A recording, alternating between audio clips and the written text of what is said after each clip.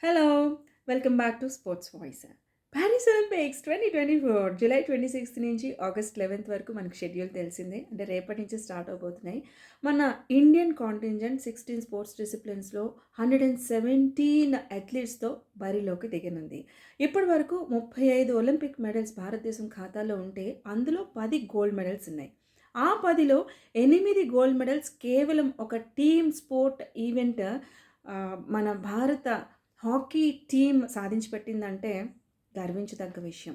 మరి అది 1928 Amsterdam Olympic గేమ్స్‌లో మన hockey legendary captain Shri Dhyan Chand గారి ఆధ్వర్యంలో ఫస్ట్ ఒలింపిక్ గోల్డ్ మెడల్ సాధించడం జరిగింది.